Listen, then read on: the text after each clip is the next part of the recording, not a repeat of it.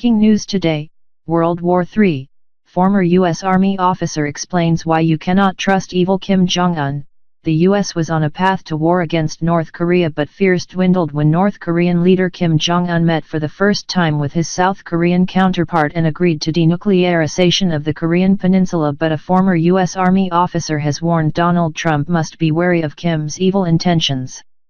World War III fears were shut down on Friday when Kim Jong-un made the historic trip to South Korea for the first time, ahead of a planned face-to-face meeting with U.S. President Donald Trump. But former U.S. Army Colonel Allen West warned Mr. Trump must remember that Kim Jong-un has evil intentions and the U.S. must proceed with caution. Speaking on Fox News, Mr. West referenced actions previously taken by the North Korean leader. He said, "Just remember it was 2010 when the North Koreans sunk a South Korean naval vessel, killing 46 of their sailors and wounding another 56. Later on in that year, in November 2010, there was the North Korean artillery bombardment of the South Korean island and we said nothing, we did nothing. As a matter of fact, we continued to appease and negotiate. So for the first time, we have an American president that has stood with resolve and resiliency.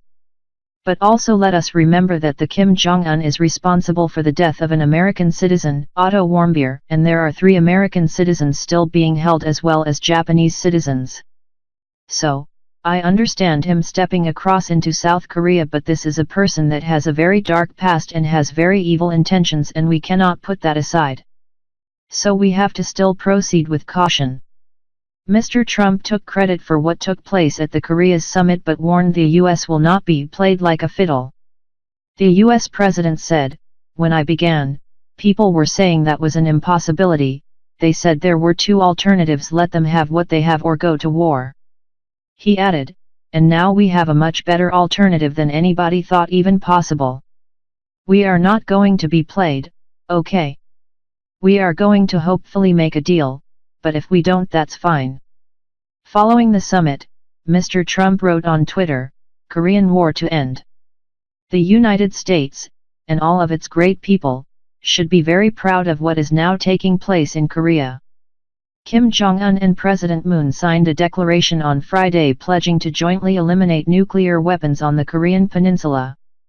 During the Korea's summit, the 2 men shook hands and symbolically walked side by side over the military borderline line to North Korea.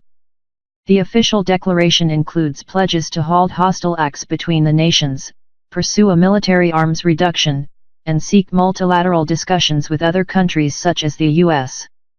The pair declared their ambitions to establish permanent and solid peace on the peninsula. Kim Jong-un commented on the prospect of peace, saying, "We are at a starting line today, where a new history of peace, prosperity, and inter-Korean relations is being written." He also noted that the 2 nations were brethren who should not live apart and praised Moon and South Korean officials for organizing a successful summit, adding that the countries will become one. Moon confirmed this statement, saying, "There will not be any more war on the Korean peninsula." Thanks for watch. Please share, like, comment this video and subscribe channel for latest news.